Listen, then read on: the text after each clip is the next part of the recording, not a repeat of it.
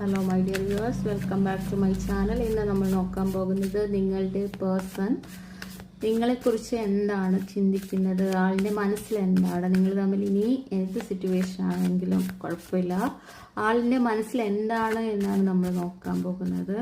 നമുക്ക് നോക്കാം. ഇത് കാണുന്ന വ്യൂവേഴ്സിൻ്റെ പേഴ്സൺ ചിന്തിക്കുന്നത് എന്താണ്, ആളിൻ്റെ മനസ്സിൽ എന്താണ്. What is might? Okay. Thank you, my Lord.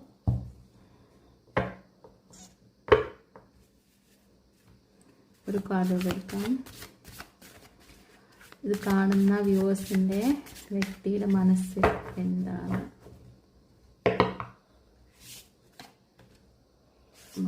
വന്നിട്ടുണ്ട്. 4 കാർഡ് എടുക്കാം.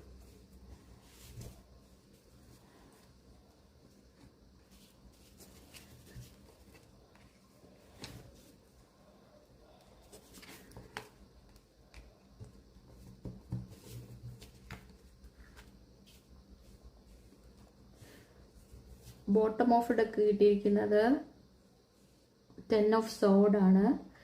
ഇതെന്ന് പറയുന്നത് എന്താ, നിങ്ങൾ തമ്മിലുള്ള റിലേഷൻഷിപ്പിൽ എന്തൊക്കെയോ പ്രശ്നങ്ങളായിട്ട് നിൽക്കുന്നു എന്നാണ് കാണുന്നത്. എന്തെങ്കിലും സെപ്പറേഷനോ വഴക്കോ അങ്ങനെ ആവാൻ സാധ്യത കാണുന്നുണ്ട്. ആളിന്റെ മനസ്സിൽ എന്താണ് എന്നാണ് നമ്മൾ ചോദിച്ച ക്വസ്റ്റ്യൻ. ആദ്യം കിട്ടിയിരിക്കുന്നത് നൈറ്റ് ഓഫ് വാണ്ട് ആണ്.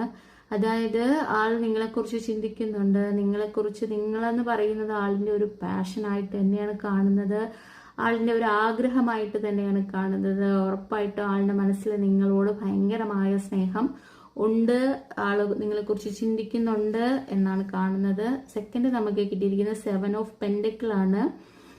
ഒരിക്കലും മറക്കാൻ പറ്റാത്ത ഒരു മെമ്മറി ഉള്ള ഒരു റിലേഷൻഷിപ്പായിട്ട് തന്നെയാണ് ആള് കാണുന്നത്.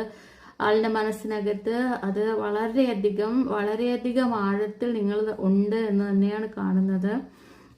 നെക്സ്റ്റ് നമുക്ക് തേർഡ് കിട്ടിയിരിക്കുന്നത് ജസ്റ്റിസ് എന്ന് പറഞ്ഞ കാർഡാണ്.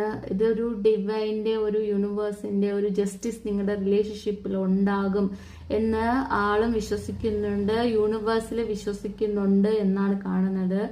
ആളും ഇതിനെക്കുറിച്ച് വിശ്വസിക്കുന്നുണ്ട് നന്നായിട്ട് തന്നെ. ഇത് ഉറപ്പായിട്ടും ഈ യൂണിവേഴ്സ് അല്ലെങ്കിൽ വിശ്വസിക്കുന്ന ഡിവൈൻ ഇതിനൊരു തീരുമാനം ഉണ്ടാക്കും എന്ന് കാണുന്നുണ്ട്.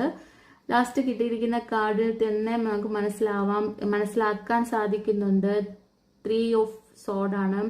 എത്രത്തോളം വിഷമത്തിലാണ് ആൾ നിൽക്കുന്നത് എന്ന് കാണിക്കുന്ന ഒരു കാർഡാണ് ഇത്. ഭയങ്കരമായ വിഷമത്തിലാണ്. അപ്പോൾ ഇതാണ് ആളുടെ മനസ്സിലുള്ള കാര്യങ്ങൾ. Thank you my viewers, thank you my divine.